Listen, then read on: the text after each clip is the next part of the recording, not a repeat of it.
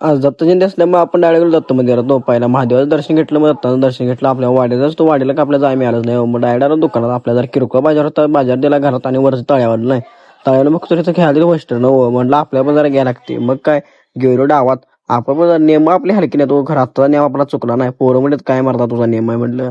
मग काय आपला डावच सपरावा तिथं घाला म्हणलं, लंगडी घाला म्हणलं, चल लंगडी घाल. मग काय तिकडं गेलो पाणी भरायला. हो ताण्या पण इथं होता, आपल्या कॉईन मिळणार अर्धा तास थांबलो तरी कॉईन मिळणार कुठला जो बारकोय टाकल्याशिवाय पाणी देत नाही ना इथं.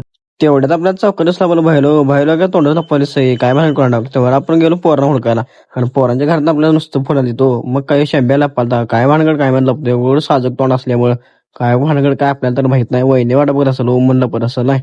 तेवढं आपण जायला मम्मीला सोडायला जायला म्हटलं. मग काय आपण गेलो डायरेक्ट मम्मीला सोडायला म्हणलं संध्याकाळी तर कामं जरा येणार आहे.